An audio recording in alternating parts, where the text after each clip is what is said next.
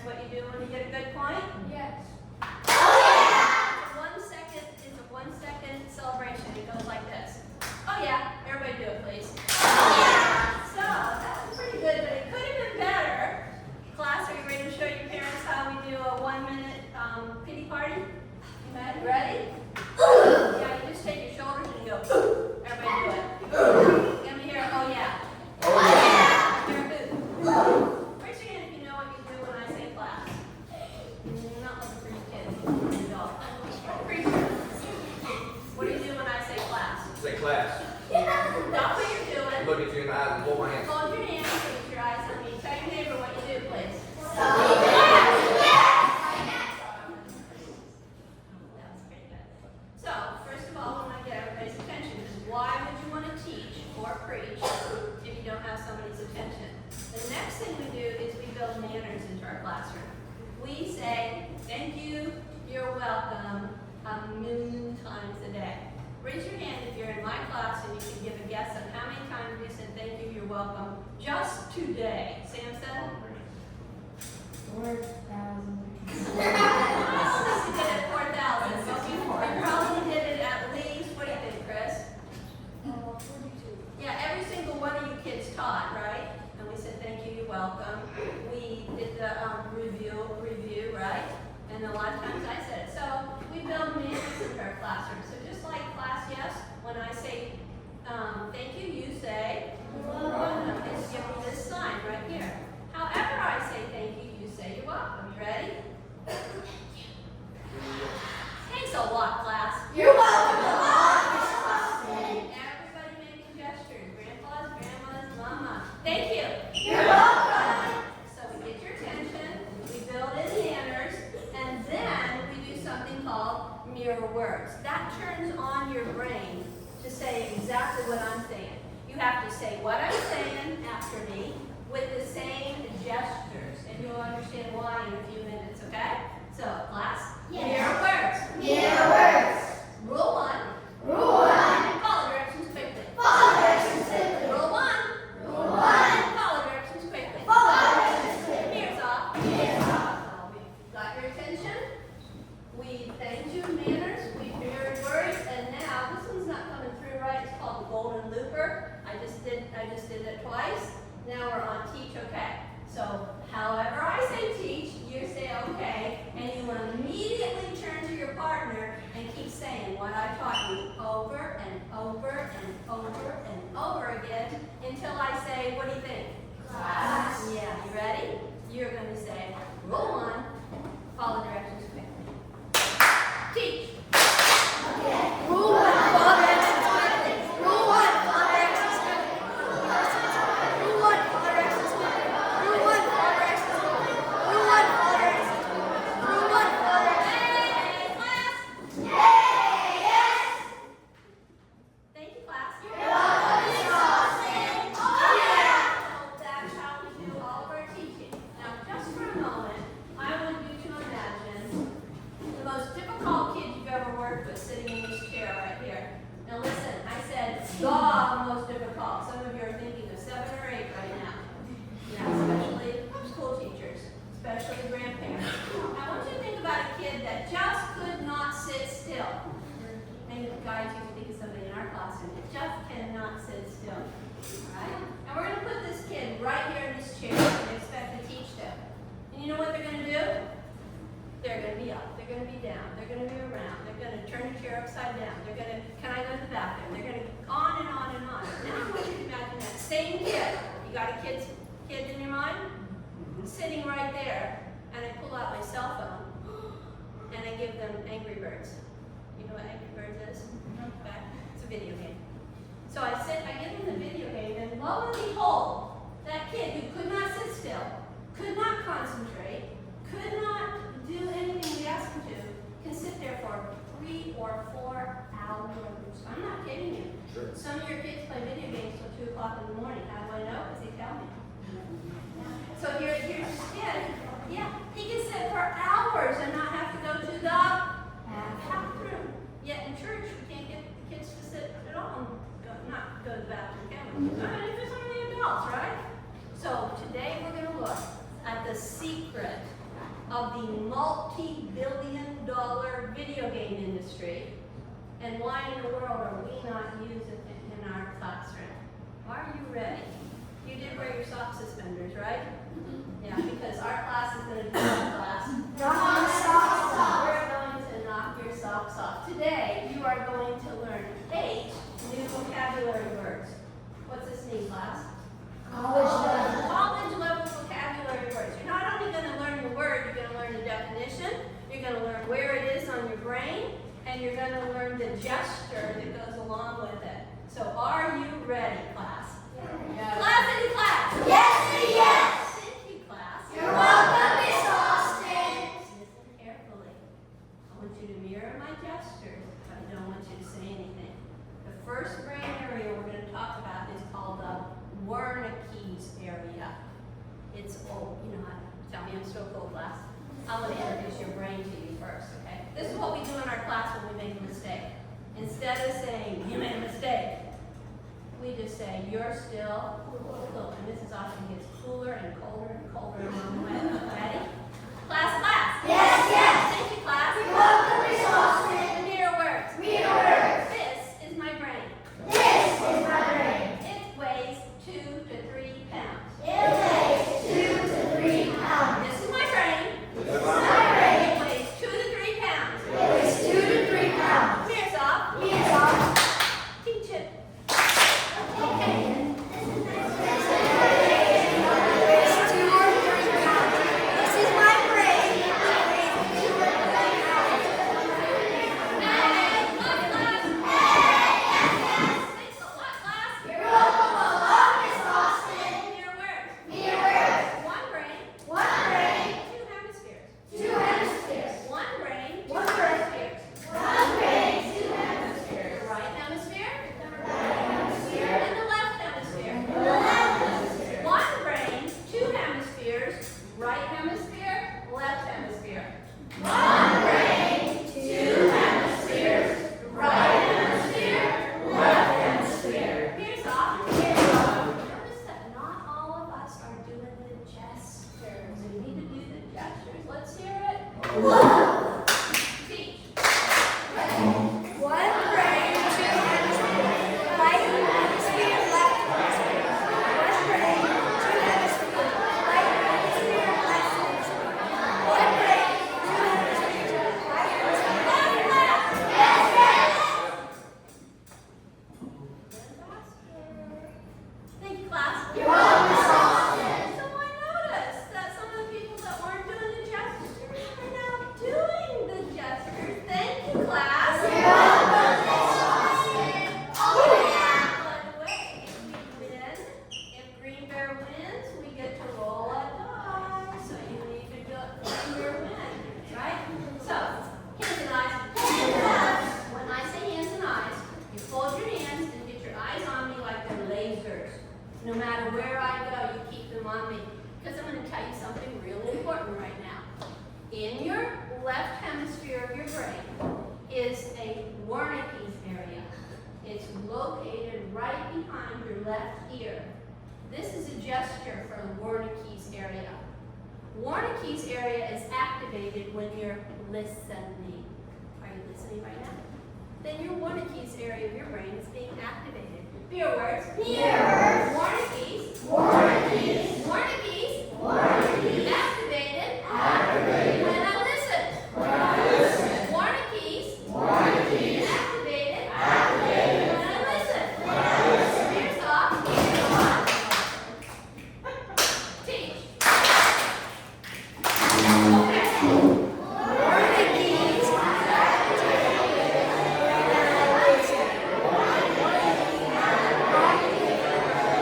listen.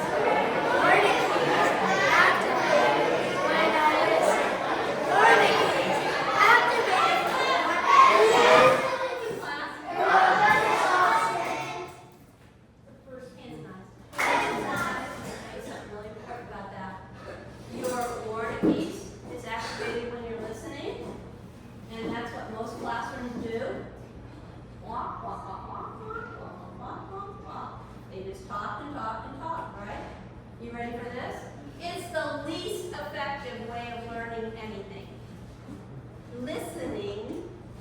the least effective way of learning anything. And yet that's what we put the most emphasis on. Everyone, listen up. Everybody listen, right? It's the least effective way. Here's a nice. Now we're going to move on to number 2. What was number 1, class? Where's the gesture? Where's the gesture? Yeah. Where's it located? Behind your ear. Listen to Miss Austin, please. The second one we're going to do is the Broca's area. This is the gesture for Broca. Can you guess what Broca is activated with? When you talk. Exactly right. Mirror words. Broca. Left hemisphere. Right in front of Warnickies. Activated when you talk. Broca's. Left hemisphere.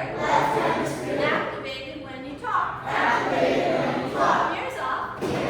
When I say teach, I want you to tell your neighbor everything you can remember about Warnickies and Brocas, and I want to see both gestures. Teach. Okay. One of the keys. One brain, 2 hemispheres, right hemisphere, left hemisphere.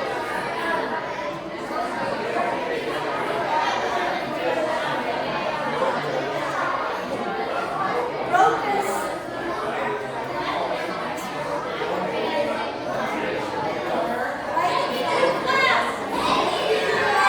Thank you, class.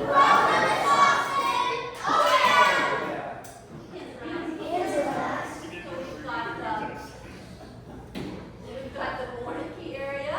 We've got the Broca area. Now we're going to move to the third one already. So this is my brain.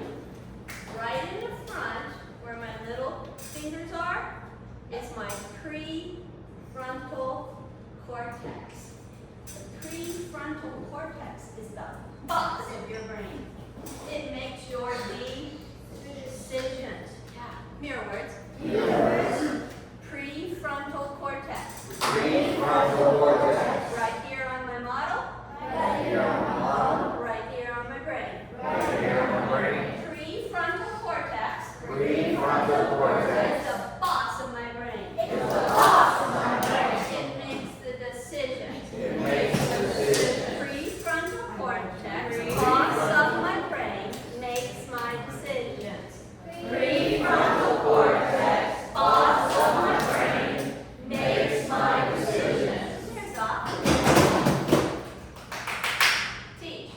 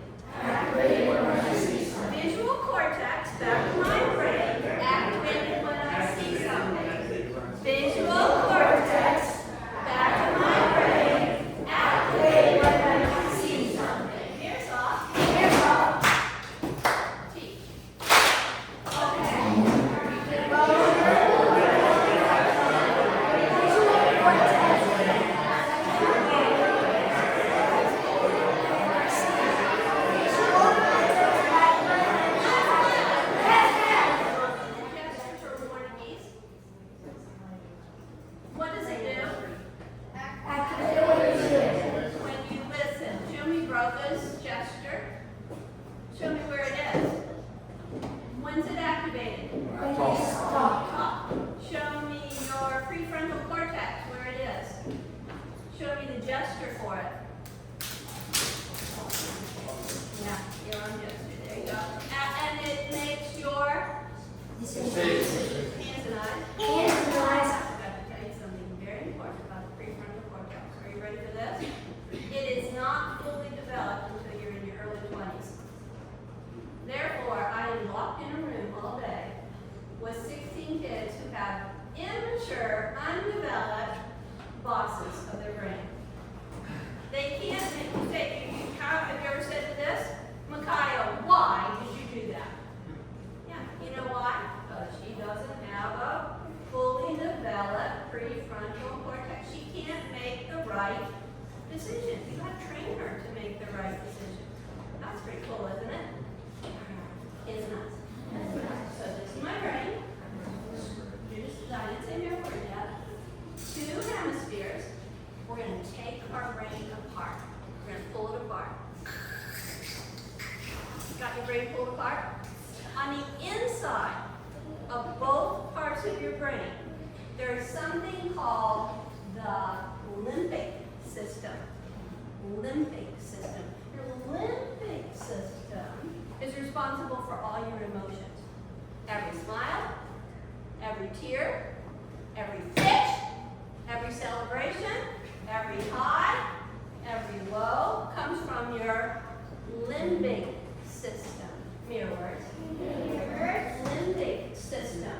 Limbic system. Deep in my brain. Deep in my brain. Responsible for my emotions. Responsible for my emotions. Every high. Every high. Every low. Every low. Every tear. Every tear. Every smile. Every smile. Limbic system. Limbic system. Limbic system is responsible for your emotions. Limbic system is responsible for your emotions. Ears off. Teach. Limbic system is responsible for your emotions. Limbic system is responsible for my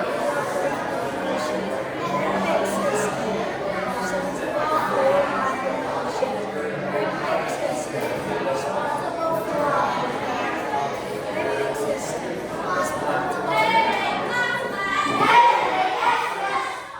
Just a minute ago, I told you that the prefrontal cortex isn't fully developed until you're in your mid-20s. There are actually some adults who've never completely got their prefrontal cortex developed. But your limbic system, it is fully developed at birth. Yes. That's why babies cry, that's why babies laugh. Yeah, our emotions is part of our survival system. It's fully developed at birth. Now here's the awful thing. There are more connectors in your brain from your limbic to your prefrontal cortex than there are from your prefrontal cortex back to your limbic system. What does that mean? That means that when you're young, your emotions make your decisions. Oh, maybe I should just say when you're human, quite often your emotions make your decisions. Maybe it's a good emotion. Go to the car dealership. Look, don't go to the car dealership unless you're going to buy a car, okay? Because they're going to talk you into buying that car. Don't go to the pet store unless you're fully intend to bring a kitty cat home with you. Because when you see that little cute kitty cat, you're going to want to bring it home with you. Yeah, there are more paths in your brain from your limbic system, your emotions, to your decision making than there are from your decision making back to controlling your emotions. And that's why we have a lot of people make rash decisions. That's why not in our school, but in some schools, you have people tearing up tests. And I'm talking teachers, no, I mean students tearing up tests. I don't want to do this, throwing books, throwing desks. Yeah, because your limbic system controls your prefrontal cortex. I can't ask you to point where on your brain where your limbic system is because it's deep inside. But you can show me the gesture. Gesture for limbic. Gesture for Broca. Yeah,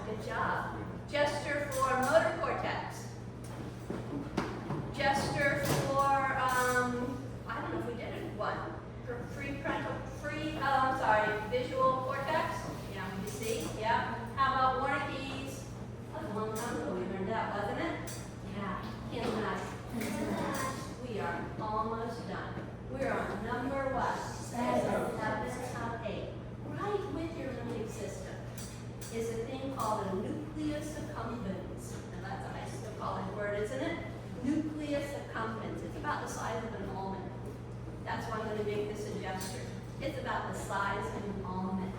This nucleus accumbens senses uncertain reward.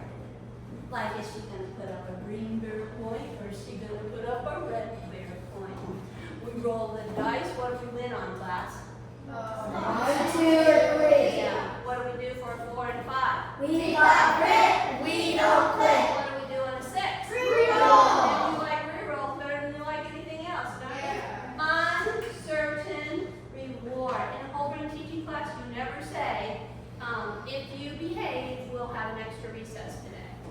We say, if you behave, we might have an extra recess today. Because kids like uncertain reward. How many stickers have I given you this year, class? 0. How many toys have I given you? 0. How many candies do we have in our room?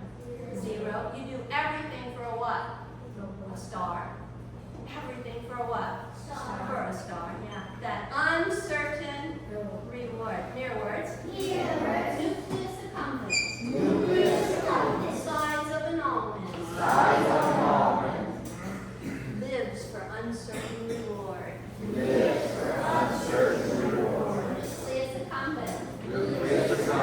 Submits dopamine. Hooks you on uncertain rewards. Nucleus accumbens. Uncertain rewards. Dopamine. Here's up. Teach. Okay. Nucleus accumbens. Uncertain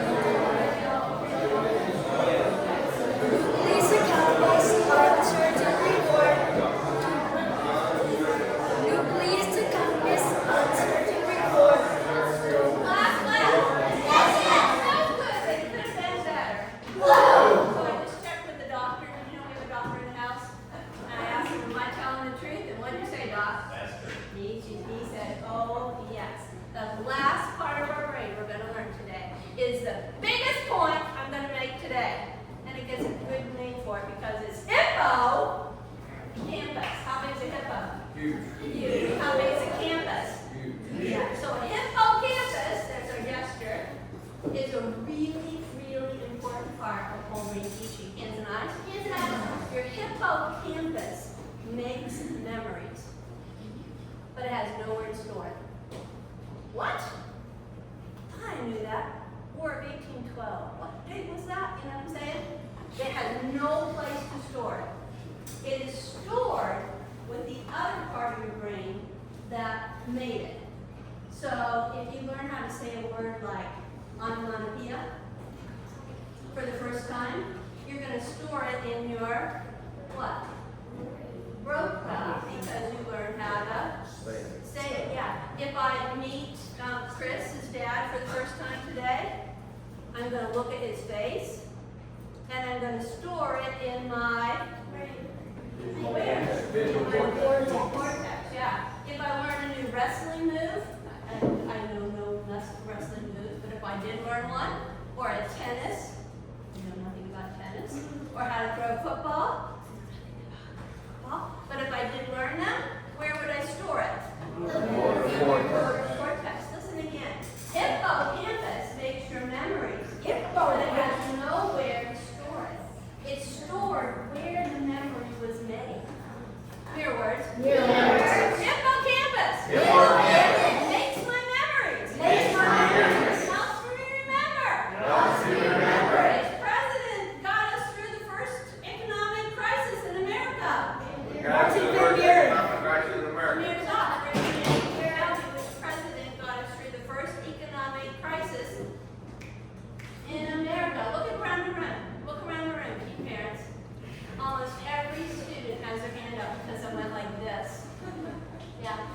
class? Martin Van Buren. I have no idea if Martin Van Buren was stuck up, but his name sounds stuck up.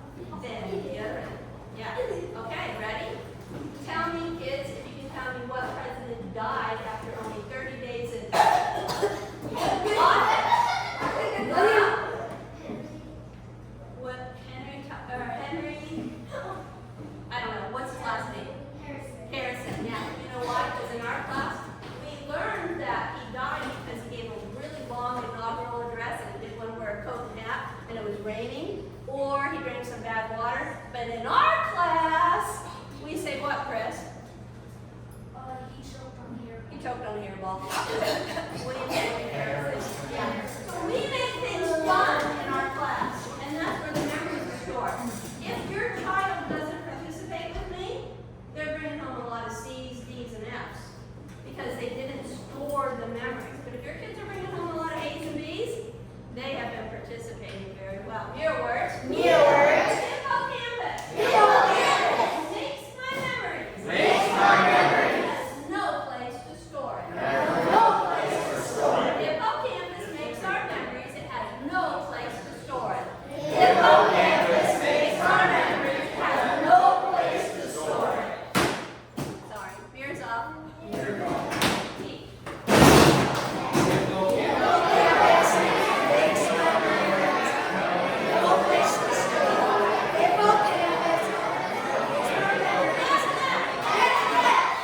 The gesture for Broca's activated by what? Show me the gesture for prefrontal cortex. What is it? Make the brain. When's it develop? 20. Yeah. Show me the gesture for hippocampus. Show me how many memories you can store in your hippocampus. 0. Can't store any there. Hands and eyes. So when we make, when I give your students a fact, like sure, red grapes grow on vines, you're going to store it in some part of your brain. Do you really want to store it in the least effective part of your brain? Well, it's better than nothing. You probably get a C or a D on your test. But if you store it in something fun, like your limbic system, sure, red grapes grow on vines, 7 times 7 is 49. It stores it in the right place. So teachers, parents, preachers, use the whole real estate of your brain. Stop just using this one because it's the least effective. I'm going to prove it to you. Have you ever been to the grocery store and you saw somebody that you're supposed to know but you cannot remember their name, like a parent or a church member? And so you have this choice. Either go down another aisle really quickly or go to them and say something that has nothing to do with their name. Like, yeah, how are you? I see people I don't even know. Do I know them from church? Do I know them from, I don't even know where I know them from. That's because when I heard their name, it was stored in the Warren Keys area, which is what, class? Least effective. But I knew them because it was stored in my visual cortex. Visual cortex is 1/3 of your whole brain. 1/3 of your brain. Haven't I told you kids over and over this year that if you just look, you could up your grade by 33%? Yeah. So that's why you know the person's face, but you have no idea what their name is. It's not because you're stupid. It's because this is the least effective, and yet that's what all teachers use, right? Sorry to say, that's what most teachers use. All right, so we are going to do something called critical thinking. Have you heard that word before? You think critical thinking is something really big and hard. It's not. It's using wonder words. We have a lot of wonder words, class, don't we? What's this wonder word? No. What? What's this one? When? What's this one? How, steps. Today we're going to use how are they the same and how are they different. Similar and different. It's called comparing and contrasting. If you can do that, you're thinking on a college level, and what you're doing in class a lot. So I want you to look at the traditional teaching. This is what most people, if you went to college, this is what you sat in. And that's why you look at your transcripts and you can't remember a darn thing you learned in any of those classes. Because the teacher taught, and you listen. This is a traditional classroom. Would you like a gesture for it? Okay, sorry to say. This is our classroom, right, class? Everything is firing. Everything. Dopamine is going. When we roll the dice, these kids get out of their seats. They bang on their desk.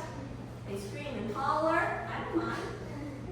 Because we're having what? We're having fun. So can you tell me how they're alike? Can you raise your hand and tell me how they're alike? Samson? They're both brains. They're both brains. Yep. Anybody else? Chris? They're both the same picture. Both the same picture, but how are they both the same? How are those classrooms the same? Tessa? They're both classrooms, okay? We're digging. Luca? Say it louder. I can't hear you. Nora? They both what? They're both how? No, we're not looking at these pictures. We're looking at these two pictures here. How are these classrooms? How's this teacher and this teacher the same? There's only one way they're the same. Leah? They're both using the morning keys. Give her a 10-finger rolling boo. Yeah,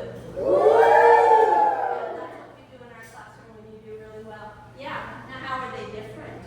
How are they different? All right, Luca, nice and loud. They have a whole bunch of different words. Yeah, one teacher's firing on all the parts. One teacher's firing on one part. Okay. So let's go here for a break in a video game. Remember this kid here playing Angry Birds? 4 hours and didn't even have to go to the bathroom. Didn't even get a drink of water. Didn't even want supper. Just playing that video game. Yeah, this is a brain on video games. This is a brain in whole brain teaching. What do you notice about it, class? They are both exactly the same. Let me ask you this. When a kid is playing a video game, can you hear anything? Yeah. Cool music, right? Yeah. Bang, crash, boom, boom, boom, boom. Are they saying anything? Yeah, get him, harder. They're doing that, right? Are they making decisions? Yeah, I gotta jump higher. I gotta get this. I gotta get this. I gotta get this coin. Are they moving? They're probably moving more than their thumbs. They're probably, kicking and screaming. Yeah. Are they seeing anything? Yes, they are. Are they having fun? Yes. Yeah. Is dopamine going like crazy? Yes. Yeah, that's why you start that level over again and do it again. I'm gonna beat the time on that. Yeah. Are they storing memories? No, all there. Yeah, they're storing in on all those different areas. But look at the whole brain teaching. We are actually a visual video. We are a virtual video game in our classroom. Come on in and look at it. We haven't opened Super Improver yet, but that's our biggest thing. Right now, we're all working together. Pretty soon, we're going to work individually on our improvement. And we're going to get all of those brains going. Today, we took a math quiz on geometry. You hear what I said, parents? Geometry. We've only been in geometry for about a week, right? So we reviewed every single thing, only you guys led it, right? They came up and they said, a polygon is a closed figure only made of line segment. And then the kids said it. And we had a quiz today, and it was, our average was 90.19. Yeah, no failures. Almost all, 7 A's out of 16 kids, 7 A's. Why? Because we used all of our brain, yeah. So there's that kid on the chair. Now he's behaving. I already went over that with you. Here's the slogan for a whole brain teaching class. The more brain areas involved in learning, the less mental space left over to dream up intelligent behavior.